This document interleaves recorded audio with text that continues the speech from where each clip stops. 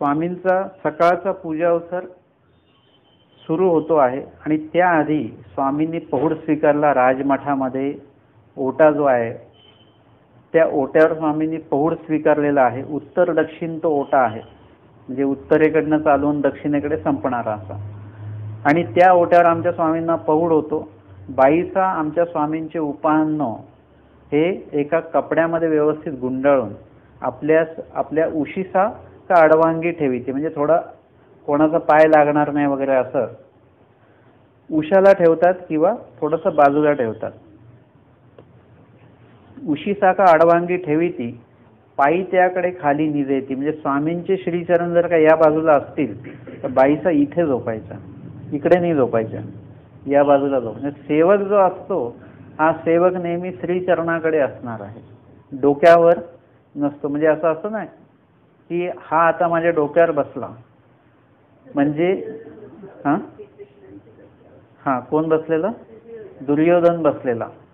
तो सैन्य मागायला आला पण बसावं कुठे त्यांनी? याचक जो असतो तो नेहमी पायथ्याशी असतो, श्रीचरणाजवळ असतो. दुर्योधन बसला डोक्याकडे आणि अर्जुन बसले पायाकडे. आता इथे बाईसा ज्या आहेत त्या श्रीचरणाकडे, जिथे श्रीचरण ज्या बाजूला आहेत त्या बाजूला बाईसा झोपतात. आणि जेव्हा स्वामी इखित खांकरीती, म्हणजे आता हे स्मरण करताना, सकाळच्या सत्रातलं स्मरण करताना सकाळचा पूजा अवसर आपल्याला आठवला पाहिजे. स्वामी झोपलेले आहेत, पहुड स्वीकारलेला आहेत, झोपलेले नाहीत, पहुड स्वीकारलेला आहे असा शब्द येतो. गोसावी पहुड स्वीकरिती, पहुडती नाही, म्हणजे झोपले नाही स्वामी, झोप स्वीकरिती. देवाला झोप येत नाही, देव स्वीकारतात. ठीक आहे, आता सगळे झोपलेले आहेत तर स्वामी बसून राहिले तर नाही चालणार, म्हणून स्वामी स्वीकारतात. मनुष्य वेशानुरूप स्वामी इथे आपल्यासारखे राहतात. मनुष्याचे देहधर्म, गुणधर्म, हे स्वभाव, या सगळ्या गोष्टीचा स्वीकार देव करतात. म्हणजे तेव्हाच ते आपल्याला आपल्यासारखे वाटतात. देवाला जर का 2 तोंड असती अशी तर ते आपल्याला आपले वाटले नसते. 4 हात असते तर ते आपल्याला आपले वाटले नसते. म्हणजे आपण कुठेतरी रस्ता विसरलेलो आहोत आणि अशा वेळेला आपल्यासारखाच दिसणारा माणूस भेटला तर आपण त्याला रस्ता विचारू. पण जर का 4 हाताचा माणूस भेटला तर आपण सगळंच विसरून जाऊ, कुठे चाललोय, काय चाललोय, बेशुद्ध होऊन पडून जाऊ. म्हणून परमेश्वर जीवासोबत जीवासारखेच राहतात, त्याच्यामुळे ते आपल्याला आपलेशे वाटतात. आणि असे परमेश्वर आपल्याला पूर्णपणे असे आठवले पाहिजेत. पहुड स्वीकरिती, झोपतात इखित, आणि सकाळी उपहुड स्वीकरिती. उपहुड म्हणजे उठतात स्वामी. आणि इखित खांकरिती, इखित म्हणजे असं नाजूक असं, म्हणजे ते काही लोक खांकरतात तर काही लोकांना किळस वाटते. म्हणजे खांकरणं पण कसं असावं, बाकीच्यांना किळस वाटेल असं नसावं.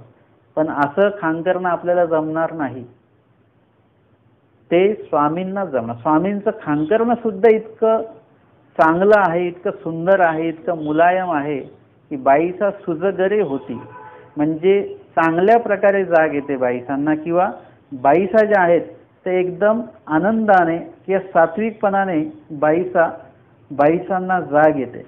आता आपण झोपलेलो आहोत आणि अशा टायमाला जर का आपल्याला कोणी आपली झोप मोडली तर काय होतं की आपण चिडचिडतो. कोणी झोपेतनं उठवलं तरी आपण चिडचिड होते.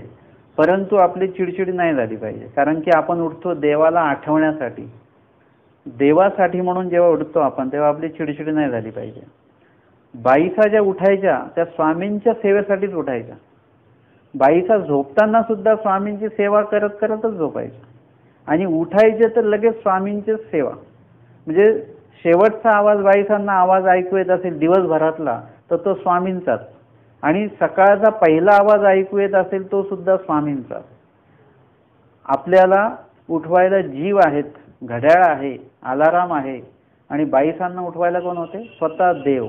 भटोबासांना उठवायला स्वतः देव यायचे उठा म्हणून. म्हणजे हे काय आहे, एवढे भाग्यवान जीव आहेत ते की स्वतः स्वामी त्यांना उठवायला येतात.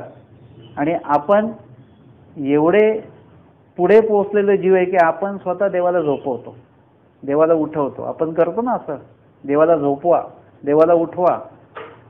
एक जीव ते आहेत ज्यांना देव उठवतात आणि एक जीव आपण आहोत जे आपण देवाला उठवतो. म्हणजे असं आहे का? आपण जे काय म्हटलं की पहुड स्वीकरिती, म्हणजे झोप स्वीकारतात, आणि उपहुड स्वीकरिती म्हणजे उपहुड सुद्धा स्वीकारतात. हे देवाच्या हातात आहे. परमेश्वराला स्वभाव नाहीयेत. क्षुधा, पिपासा, मल, मूत्र, शीत, उष्ण असे स्वभाव देवाला नाहीत. फक्त आपल्याला ते हे वाटावं म्हणून ते देवाने स्वीकारलेलं आहे. आता देवालाच काय, भक्ताला सुद्धा, भक्तांचं प्रेम संचार मात्र विकार विकल्प स्वभाव तिन्ही उच्छेदून जाती. त्यांना सुद्धा स्वभाव नाहीत. बाईसांना झोप नाहीये. बाईसा काय झोपलेले नाहीयेत. इकित खांकरती म्हणजे बाईसा जागेच आहेत. कधी स्वामींचा आवाज येतो मला, कधी स्वामी मला बोलवतात, ते फक्त ऐकतात बाईसा लगेच उठतात. म्हणजे बाईसा झोपत नाहीत. स्वभाव बाईसांना नाहीत. फक्त त्या संदर्भात त्यांनी जेवले जरी तरी त्यांना काही त्रास होणार नाही, नाही जेवले तरी त्यांना काही त्रास होणार नाही, झोपले तरी त्रास नाही, नाही झोपले तरी त्रास नाही. आपले डोळे लगेच जड व्हायला लागतात. तर अशा प्रकारे जर का भक्ताला स्वभाव नाहीये तर त्या भक्ताला जे रक्षण करतात ते परमेश्वराला कुठे स्वभाव असणार? आपल्याला वाटतं देव जेवले पाहिजे, देव जेवले नाहीत. आता आम्ही गावाला चाललो तर आमची देवपूजा घरीच आहे, मग आमचे देव उपाशीच राहणार, आमच्या देवाला उपार कसा? ही जी काय मानसिकता आहे हे लक्षात घे, काढून टाका. देवाला जेव घालायचं आहे पण ते अन्न नाही. निळभट्ट काय म्हणतात, अन्न तर कोणालाही मिळतं, यांना पण अन्न मिळेल ना. हे अन्नासाठी आले नाहीत. हे कशाच्या भिक्षेसाठी आले? यांना माझ्या भिक्षेची गरज आहे. भिक्षेमध्ये अन्न नाही द्यायचं देवाला, भिक्षेमध्ये स्वतःला द्यायचं आहे, स्वतःचा वेळ द्यायचा, स्वतःचं स्मरण जे आहे, नामस्मरणचा जो वेळ आहे तो द्यायचा. नाम लीळा मूर्ती चेष्टा चतुर्विध दुःख, दुःख देवाला द्यायचं आहे आपलं. म्हणजे दुःख मांडायचं आहे, दुःख व्यक्त करायचं आहे की देवा मी असा आहे, मी असा आहे, मी असा आहे. याची भिक्षा देवाला पाहिजे. देव झोळी घेऊन उभे आहेत ते त्याच्यासाठी. बाकी तुमचे काय पदार्थ तुम्ही बनवलेत हे कोण विचारतं? आपण विचारतो. आज काय बनवलं जेवायला, ही भाजी कशाला, ती भाजी कशाला. हे आपलं काम आहे. देवाचं तसं नाही आहे. देव जेवण्यासाठी म्हणून इथे आलेले नाहीयेत. देव आपल्याकडे भिक्षा घ्यायलाच आलेत, परंतु अन्नाची भिक्षा नाही. देव आपली भिक्षा घेण्यासाठी आलेले आहेत. हे निळभट्टांच्या लीळेमध्ये आपल्याला लक्षात येतं. आणि म्हणून परमेश्वर जे आहेत हे जीवासारखे आहेत पण जीव नाहीत. आपण त्यांना काय केलं, जीव केलं. जसं आपण बोलतो ना, हे भाऊ हे एवढं काम करा, मग आपण त्यांनी तेवढं काम केलं, तो आपल्याच ह्याच्यातला असेल, संपर्कातला असेल, ज्याला आपण पैसे नाही देऊ शकत, त्यांना आपण काय म्हणतो, मग त्यांना एक दिवशी जेवायला बोलू आपण. म्हणजे तेवढंच, ते पैसे तर घेणार नाहीत. त्याच्या व्यतिरिक्त जर का व्यक्ती असेल तर त्याला आपण पैसे देतो. आता तुम्ही हे साहित्य बनवलं, त्या व्यक्तीला तुम्ही पैसे दिले, बरोबर. तसं आहे की परमेश्वराला आपण जीवासारखं केलं की आता देवाने काम करावं म्हणून थोडंसं 100 रुपयाचा विडा जास्त ठेवला. एरवी 10 रुपयाचाच ठेवतो, पण आज काम करून घ्यायचं 100 रुपयाचा विडा ठेवू. किंवा आमचं काम व्हावं म्हणून देवाला आपण म्हणायचं की देवा की आम्ही पुरणपोळीचा उपार दाखवेन, फक्त आमचं काम आधी करा. पण कधी दाखवू आम्ही तुम्हाला उपार? पहिले नाही, काम झाल्यानंतर. आता हे कुठला व्यवहार आहे? आपण असं म्हटलं पाहिजे ना की देवा आम्ही पुरणपोळीचा उपार दाखवतो, आमचं काम करा की नको करा, असं आपलं बोलणं पाहिजे. पण देवाशी पण आपण व्यवहारच करतो ना. लेबल भक्तीच आहे फक्त, परंतु व्यवहार एकदम माणसापेक्षा पण. एरवी आपण ज्याच्याकडनं काम करून घेतलं घराचं, त्याला आपण ॲडव्हान्स अर्धे पैसे देतो की नाही, आणि नंतर काम झाल्यानंतर अर्धे देतो. पण देवाच्या बाबतीत तसं नाही करत. देवाला काम पूर्ण झाल्यानंतरच उपार भेटणार, नाहीतर उपार भेटणार नाही. तर असं आपण देवाला पण जीवासारखं केलं तर तसं करायचं नाही. पूर्णपणे परमेश्वराला आठवताना निर्हेतुकपणे आवडीपूर्वक आठवायचं की आमच्या स्वामींनी पहुड स्वीकारलेला आहे. स्वामी उठतात, इकित खांकरती, बाईची सुजगरी होती, साऊमी येती, श्रीचरणाला लागती, म्हणजे उठल्या उठल्या वंदन करतात. आता जे लोक म्हणतात की नाही उठल्यानंतर आधी आंघोळ केली पाहिजे मग देव केला पाहिजे, आमच्या बाईचा उठल्या उठल्या पहिले वंदन करतात, आंघोळ नाही करत. जे कोणी सांगतात सकाळी उठून 3ला आंघोळ करा, काही लोक सांगतात विधी, सकाळी 3ला उठून आंघोळ कुठे करत बसता? अर्धा तास आंघोळीत जाईल. त्या अर्ध्या तासामध्ये कितीतरी एक लीळा आठवून होईल, कितीतरी नामाचं स्मरण होईल, किती 30 मिनिटं आपल्याला देव आठवण्यापासून आपण वंचित राहतो. तसं नसलं पाहिजे. आपण काय केलं पाहिजे, सकाळी उठल्यानंतर सरळ वंदन देवाला झालं पाहिजे. तुम्ही उठलात बिछाण्यात तिथेच नमस्कार केला.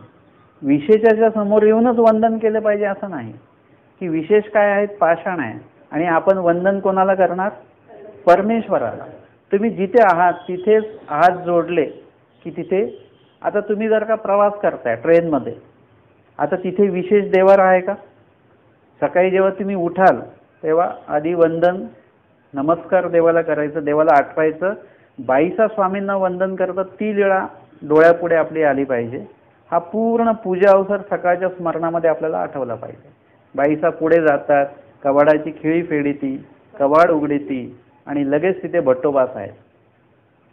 स्वामी येतात आणि भट्टोबासांच्या इथे छातीवर श्रीचरण ठेवतात, त्यांना उठवतात स्वामी. आणि भट्टोबास उठल्या उठल्या काय करतात? तोंड धुवत नाहीत, आंघोळ करत नाहीत, काय सरळ स्वामींचे श्रीचरण हृदय धरिती, आळंगती, लल्लाटावर ठेविती, नमस्करिती, मोमे देती, नेत्री लाविती. ऐसे वेळा 6 करीती. खूप वेळ करतात किंवा 6 प्रक्रिया ते करतात. म्हणजे स्वामींचे श्रीचरण काही केलिया सोडू न सकेती. सोडण्याची इच्छाच होत नाही. म्हणजे किती आनंद क्षण आहे तो. हे सर्व आपल्याला तिथे आठवल्या गेलं पाहिजे सकाळच्या स्मरणामध्ये. ते आहे स्मरण. काही लोक सकाळच्या सत्रामध्ये एक्सप्रेस स्मरण करतात, 15 गाठी. त्यांना सांगितलं सकाळी 15 गाठी केलं पाहिजे, ते पण बिचारे पटापट पटापट मनी मागे मनी ओढत राहतात. सकाळच्या सत्रात किंवा कुठल्याही सत्रामध्ये दिवसभर नव्हे तर आयुष्यभर असं काही क्वांटिटीनी स्मरण करायचं नाही की इतके गाठी झाल्या पाहिजेत, इतक्या मनी झाले पाहिजेत. काही लोक म्हणतात आम्ही लक्ष स्मरणाचा वेढा ठेवला. काही गरज नाही आहे. तुमचं लक्ष देवाकडे असलं पाहिजे. आपण काय करतो, लोकांचं लक्ष आपल्याकडे वेधतो. मी 1.25 लाख गाठीचा आणि 1.25 लाख स्मरणाचा वेढा ठेवलेला. आपण सगळ्यांना सांगत सुटतो लोकांनी आपल्याकडे लक्ष द्यावं म्हणून. पण आपलं लक्ष काय असलं पाहिजे? परमेश्वर आठवणं. परमेश्वर किती वेळ आठवायचा आहे असं नसतं. तुम्ही सकाळी उठलं की म्हणता की आज मी 50,000 वेळा श्वास घेणार, असं टार्गेट असतं का काही? नाही. तुम्हाला जेवढा वेळ श्वास घ्यायचा तेवढा वेळ तुम्ही श्वास घेता स्वाभाविकपणे. तसं देवाला पण स्वाभाविकपणेच आठवायचं आहे. क्वांटिटीने आठवायचं नाही, क्वालिटीने आठवायचं. आपल्याला देवाला आठवण्यामध्ये गणना नको, हिशोब नको. आपल्या आवडीचा जर का पदार्थ बनवलेला असेल तर तुम्ही काय मोजून खाता का की बस 1 वाटीच घ्यायचा किंवा 2च वाटी बासुंदी प्यायची, असं असतं का? जेवढी मावते आहे, जेवढा वेळ आई वाढते तेवढा आपण पीत राहतो. एक वेळ अशी येते की पोट भरून जातं पण मन भरत नाही. आपण म्हणतो उद्या परत खाऊ, हे ठेवा फ्रीजमध्ये. म्हणजे या ठिकाणी जर का आपण मोजमाप करत नाही तर नामस्मरणाच्या ठिकाणी मोजमाप करण्याचा काही संबंधच येत नाही. म्हणून तुमचा 1 तास स्मरणाला बसल्यानंतर तुम्ही 15 वेळा जरी नाव घेतलं, 15 गाठ्या नाही, 15 वेळा जरी नाव घेतलं तरी चालेल. कारण तुम्ही नुसतं नाव घेत नाही. देवाने नुसतं नाव नाही घ्यायला सांगितलं. स्वामी म्हणतात नाम आठवा. मग नाम आठवले की काय होईल? पुढे नाम लीळा. मग लीळा आठवणार. मग लीळा आठवल्यानंतर काय येणार? मूर्ती आठवणार. गोसावी पहुड स्वीकरिती. म्हणजे कोण? श्री चक्रधर स्वामी पहुड स्वीकरिती. मग श्री चक्रधर स्वामी उपहूड स्वीकरिती. कोण उपहूड स्वीकरिती? श्री चक्रधर स्वामी नाम आलं. उपहूड स्वीकरिती, उठून बसतात. हे काय झालं? लीळा आली.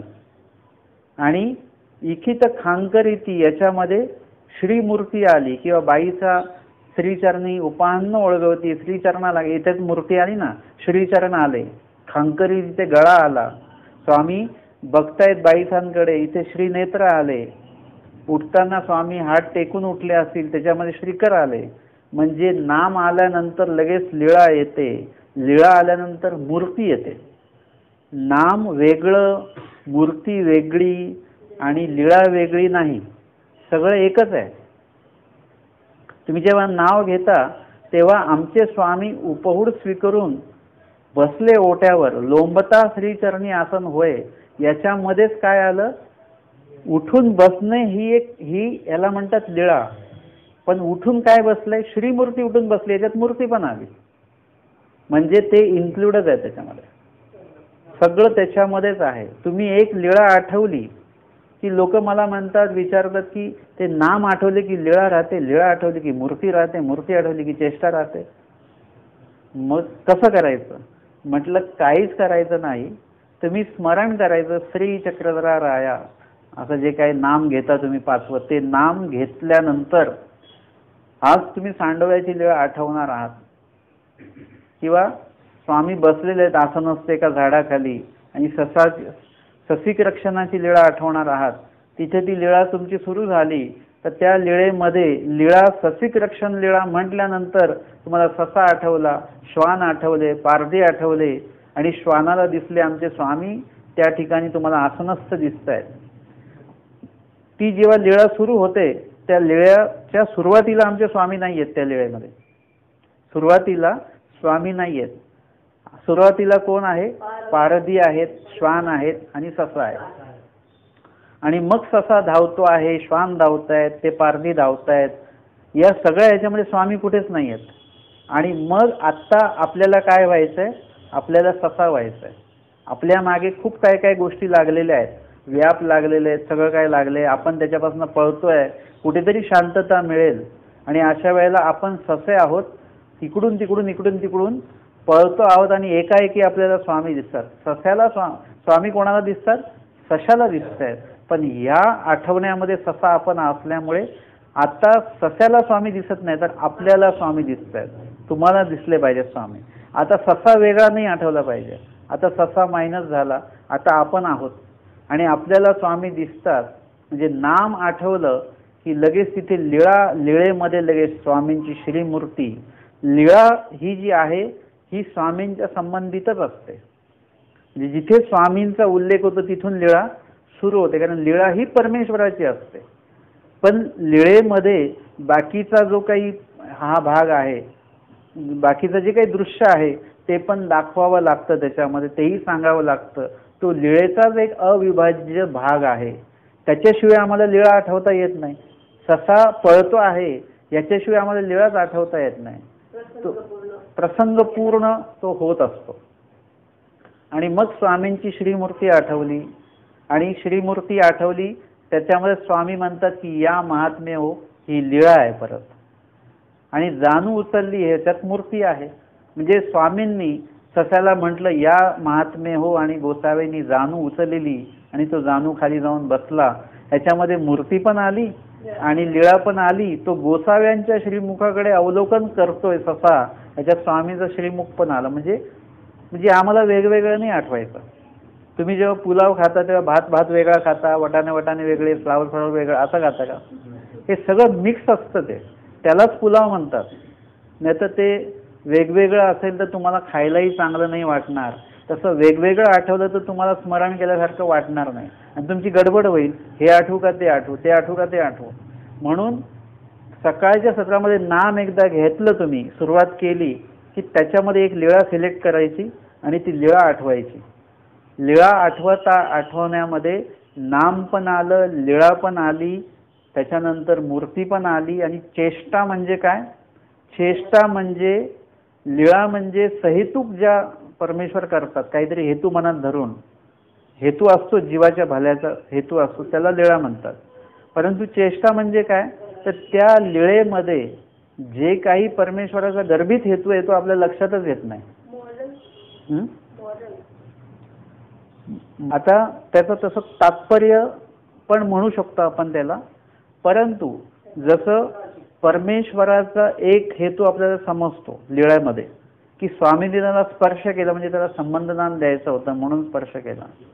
परंतु स्वामींनी असं नेमकं का केलं या लीळेमध्ये ते आपल्याला लक्षात येत नाही. ते कधी लक्षात येईल? म्हणजे वरवडे बघितलं तर लक्षात येत नाही, त्याचं चिंतन करावं लागतं पुन्हा पुन्हा. जसं मी बघितलं, असं मी चिंतन केलं की बाईसांना, ते लीळेमध्ये मी सांगितलेलं की बाईसांनी स्वामींना पाय पुसणे बसायला का टाकलं असेल, हे तुम्हाला असं डायरेक्टली लक्षात येत नाही. मग लक्षात येतं चिंतन केल्यानंतर, मग वेगवेगळे हे निघतात. तसं हे तर बाईसांच्या कर्तृत्वाचं आहे, त्याला चेष्टा म्हणता येत नाही. पण स्वामींनी एखादी गोष्ट केलेली असेल की श्री प्रभू गेले आणि कोळविरीचा कंटक मोडला, का बरं असं केलं असेल, तर जडत्वीचा जीव त्याच्यातनं काढला, हे तर लीळा झाली सहेतुक. पण त्याच्यात अजून चेष्टा म्हणजे काय ना, परमेश्वराचा हेतू अजून काय असेल याचं चिंतन स्मरणाद्वारे करायचं असतं. याचं डिस्कशन करून ते होत नाही. ते देवाशीच तुम्ही कनेक्ट होणार जेव्हा, तेव्हा तुम्हाला ते स्फुरणार बरोबर. आता आपण काय म्हणतो, जडेसी आणि निर्हेतुक जे आहे त्याला चेष्टा म्हणतात व्याख्येनुसार.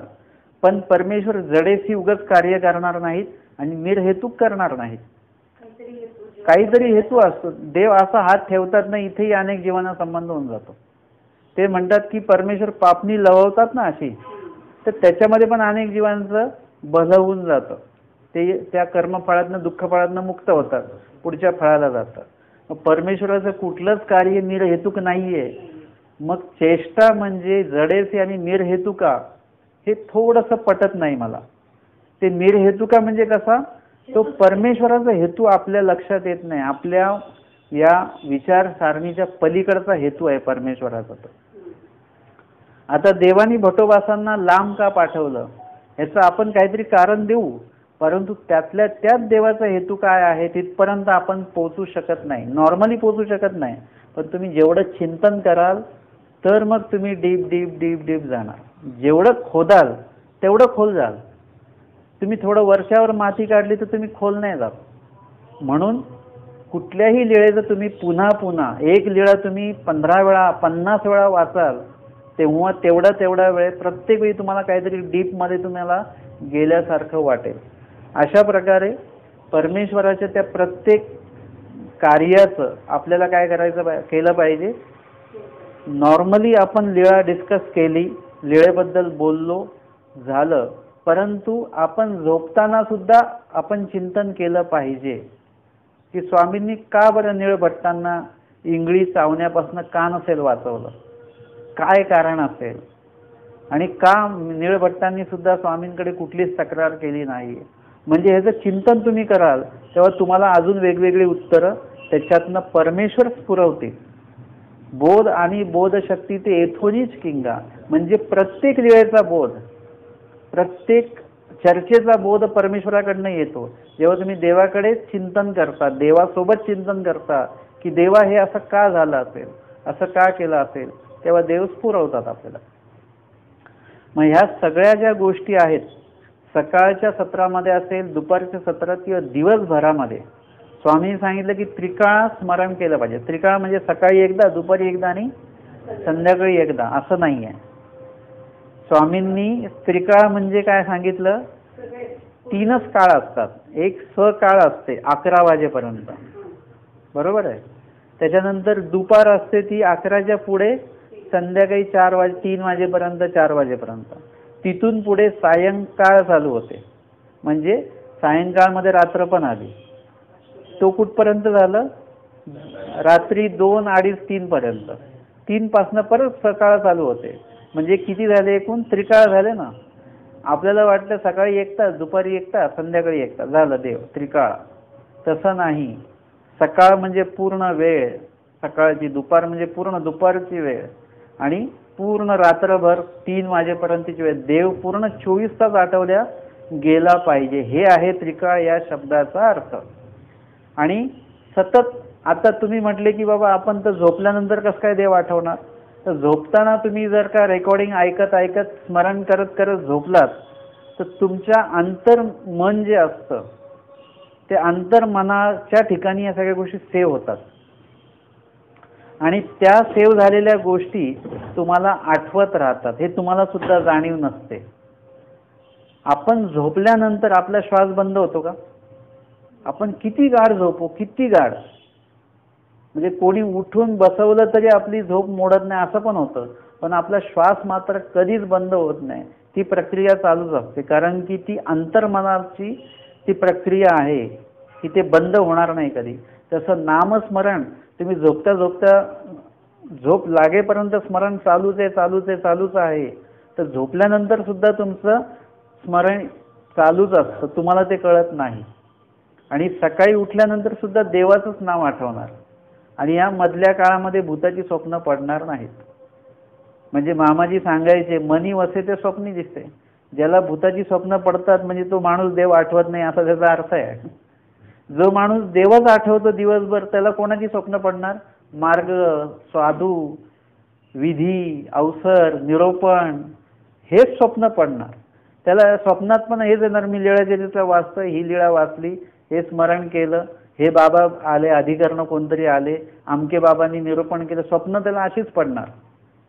आणि ज्याला भूताखेताची स्वप्न पडतात म्हणजे तो देव आठवण्यात तो कमी पडतो आहे. तो कुठे न पाहता तिकडे तिकडे गेला की त्याला मग तिथला प्रभाव त्याच्यावर होतो आणि तशी स्वप्न मग त्याला पडत असतात. अशा प्रकारे आपल्याला म्हणजे सतत अष्टप्रहर स्मरण कसं साधायचं आहे त्याचा तो भाग आहे. आणि प्रसंगोचित तुम्हाला देव आठवता आला पाहिजे दिवसभरामध्ये. तर सकाळच्या सत्रामध्ये स्मरण आपण जेव्हा करतो तेव्हा नाम, लीळा, मृत्यूचेष्टा असं स्मरण येतं. त्याच्यामध्ये चतुर्विध दुःख त्याच्यामध्ये घ्यायचं असतं की एखादी लीळा आहे, सांडोवा बांधण्याची लीळा आहे, त्याच्यामध्ये स्वामींनी सांगितलं सांडोवा बांधा. म्हणजे आपल्याला आनंद झाला पाहिजे की देव आम्हाला विधी सांगतात, ह्याचा तो आनंद आहे. परमेश्वराने आम्हाला कितीतरी विधी सांगितलेले आहेत. आता त्याच्यामध्ये ते बाकीचे म्हणतात देवा आम्हाला काही सांडोवा बांधता येणार नाही, खूप खोल उदक आहे, कोणी बुडून जाईल ह्याच्यामध्ये, मरून जाईल. म्हणजे ह्याच्यामध्ये लगेच दुःख येतं, परमेश्वर उदास होतात. स्वामी म्हणतात की मग निघून जा इथून, आणि ते लोक निघून जातात. हे ऐकतात ते बरोबर, पण सांडोवा बांधायचं हे ऐकत नाहीत ते लोक. म्हणजे स्वामी उदास होतात, इथे दुःख आलं पाहिजे की ते न ऐकणारा जीव मीच आहे. देवाने मला कितीतरी विधी सांगितलेत याचा आनंद आहे, पण ते विधी मी करत नाही याचं दुःख असलं पाहिजे. देव सांगतात निघून जातात तर मी निघून जातो, पण देवाच्या सन्निधानी राहण्यायोग्य मी क्रिया करत नाही. मग तिकडून भट्टोबास येतात आणि आम्हाला काय व्हायचंय, मग आम्हाला जे विधी सांगणारे आहेत त्यांच्याजवळ राहण्यासाठी आम्हाला काय करावं लागेल, ते जे निघून गेले त्यांच्यासारखं नाही वागावं लागणार. जे स्वामींजवळ आलेत भट्टोबास त्यांच्यासारखं व्हायचं आहे, तर मग सन्निधानी राहता येतं आणि तरच परमेश्वर प्रसन्न होतात. त्याच लीळेमध्ये उदास करणारे जीव आपण बघितले, एवढा तो समूह आहे, तो समूह मिळून देवाला प्रसन्न करू शकला नाही. पण एकच जीव आले म्हणजे भट्टोबास एकटेच आले आणि त्यांनी देवाला प्रसन्न करून टाकलं. म्हणजे तुम्ही एकटे देवाला उदास करू शकता, तुम्ही एकटे देवाला प्रसन्न सुद्धा करू शकतात. म्हणजे त्या लीळेमध्ये दोन्ही भाग बघायला भेटले. आणि तिथे स्वामी एकाच गोष्टीवर प्रसन्न झाले. देव म्हणतात आम्ही म्हटलं सांडोवा बांधा, आणि ते म्हणतात देवा आमच्या ज्याने बांधणं होणार नाही. मग ते भट्टोबास म्हणतात मग मी बांधू का सांडोवा, तुम्ही जे म्हणतात ते मी करू का. स्वामी लगेच प्रसन्न झाले. म्हणजे हे काय आहे, देव जे म्हणतात ते जर का करायला मी तयारी दाखवली, नुसती तयारी, अजून तर भट्टोबासाने सांडोवा बांधला पण नाहीये, फक्त म्हटले की मी करू का, असं म्हटल्या म्हटल्या देव प्रसन्न होतात. आणि मग 2-4 दगड जमा केली. आता नुसतंच आपल्याला स्वतःवर देवाला प्रसन्न करून नाही घ्यायचं आहे, आपल्याला इतरांविषयी पण, म्हणजे जे अधर्माकडे जात असतील किंवा जे अविधी करत असतील, अनिष्ट करत असतील, अनिष्टाकडे जात असतील, तर त्यांच्याविषयी पण आपल्याला शुभचिंतन केलं पाहिजे की त्यांना सुद्धा धर्म घडला पाहिजे. याची विनंती आपण देवाला करू शकतो की देवा त्यांना पण बोलवून आणू का विधीमध्ये, म्हणजे त्यांच्यावरची प्रसन्नता जी आहे त्यांच्यावर पण राहिली पाहिजे देवाची, असं एक शुभचिंतन पण असलं पाहिजे. तर या लीळेमध्ये हे पण बघायला मिळालं आपल्याला. मग त्याच्यामध्ये ते दुःख असलं पाहिजे की मी देवाचं म्हटलेलं करत नाही, केलं नाही आतापर्यंत, आजही करत नाही, उद्याही करेल की नाही सांगता येत नाही, असं चतुर्विध दुःख, आणि देवच मला भेटला पाहिजे हे त्याच्यातनं अजून आपल्याला उत्पन्न झालं पाहिजे. अशा प्रकारे स्मरण जे आहे, तर आपला विषय हा चालू आहे की परमेश्वराला नामस्मरणाच्याच माध्यमातून तुम्ही प्राप्त करू शकता. एकदम साधा सोपं नामस्मरण विधी आहे. आपण त्याला कठीण नाही करायचं, एकदम सहज ह्याच्यामध्ये की आपल्याला जर का आपल्या आवडीचा पदार्थ आठवला, आता तुम्हाला आठवलाय काहीतरी, तुम्हाला जे आवडतं. नुसतं इथल्या इथे आठवलं तरी आपल्याला मुखामध्ये रस यायला लागतो, त्याची चव यायला लागते, भूक थोडी वाढते, असं वाटतं आत्ता जाऊन तो घेऊन यावा आणि खावा तो पदार्थ, म्हणजे लगेच रस भरायला लागतो आपल्याला. तशा प्रकारे जेव्हा केव्हा जी जी लीळा आठवेल त्याच्यामध्ये आपला रस भरला पाहिजे. आणि सकाळचा पूजा अवसर तुम्ही एकदा वाचून काढा, त्याच्यामधनं परमेश्वराचा पूर्ण सकाळचा पूजा अवसर आपल्याला आठवायला मिळतो.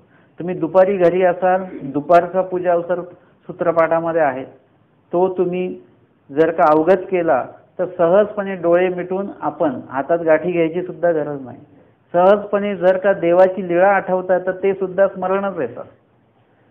संध्याकाळचा पूजा अवसर आपण जो म्हणतात देवपूजेच्या वेळेस वगैरे, तो तुम्ही म्हणायचा, संध्या सुवेळ समयी परचक्र पाणी, तो तुम्ही म्हणू शकता, त्याची चाल सुंदर आहे, सगळं काय आहे.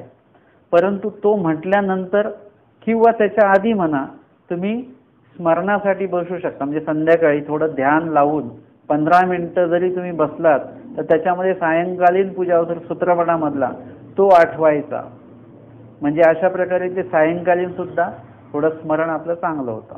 आणि स्मरणालाच अधिक महत्त्व आपल्या पंथामध्ये आपल्या देवानी दिलेलं आहे. तर ते स्मरण जे आहे ते करायचं.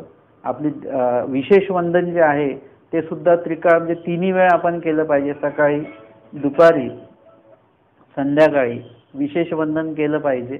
कुठेही जाताना देवाला विनंती करूनच बाहेर पडलं पाहिजे. कुठूनही आल्यानंतर आपल्याला विशेष वंदन केल्यानंतरच पाणी घ्यायचं. विशेष वंदन करणं म्हणजे देवाला आठवणच आहे. आणि नंतरच पाणी घ्यायचं, जेणेकरून बाहेरचं जर का काही आपल्याला जर का काही बाधा असेल, काय असेल, हिंसक जागा, तिथून जर का आपण आलो गेलेलो असू तर त्याचा जो काही प्रभाव आपल्यावर असतो तो निघून जातो त्याच्यामुळे. आणि आपल्या मुखामध्ये नाव तर आहेच आहे. तर अशा प्रकारे रोजचा विधी असला पाहिजे. त्यानंतर वचन पाठांतर जो आहे ते वचन पाठांतर हे कंपल्सरी आहे, ते करावंच लागतं. आता तुम्ही जो पण कोर्स करत आहात तर त्या कोर्सच्या संबंधित काही गोष्टी असतात. तुम्ही गणित हा विषय घेतला तर तुमचे पाढेपाठ असले पाहिजे. तुम्हाला गुणाकार, भागाकार, बेरीज, वजाबाकी हे सगळं आलंच पाहिजे, तरच तुम्ही गणित विषय घेऊ शकता. तर आपल्याला वचन पाठांतर झाले पाहिजे. वचन पाठांतर झाले की तुमचा ज्ञानस्तर वाढतो. आणि ज्ञानस्तर वाढला तर तुम्हाला सगळ्या गोष्टी आपोआप कळायला लागतात. मग त्याच्यासाठी कोणालाही विचारायची गरज नाही आहे. सतत सध्या तुम्ही विचारू शकता, पण तुमचं वचन पाठांतर झाले, वचनाचे अर्थ पाठांतर झाले, तुम्हाला आपोआपच काय होणार आहे, तुम्ही एखाद्या चूक करत असाल, आता समजा तुम्ही भांडायलाच लागले तर तुम्हाला लगेच वचन आठवेल. कुठलं? भांडते दोघे अन्याय. म्हणजे देवानी काय सांगितलं आपल्याला, त्याच्यासाठी मला फोन कराल का, बाबा आम्ही ते भांडलं तर चालेल का? मला विचारायची गरज नाही, कारण की बाईसांच्या बाबांनी सांगितलंय भांडू नका, भांडणारे दोघंही चुकीचे आहेत. तुम्ही जर का एखाद्या मुंगीला मारायला लागलात तर लगेच तुम्हाला आठवेल, अरे देवानी सांगितलंय मुंगी विरून चिंतावे, हिंसा न करावी, चौयुगी हिंसा अधर्म, आपण हिंसा नाही केली पाहिजे. म्हणजे तुमचे वचन जर का पाठ असतील तर तुम्हाला सगळ्याच बाबतीमध्ये मार्गदर्शक वचन ठरतात. आता तुम्ही आम्हाला विचारता, आम्ही कोणाला विचारायचं? आमच्याकडनं पण एखादी चूक होणार असते तर आम्हाला लगेच वचन आठवतं, रे नको, देवानी नाही सांगितलं.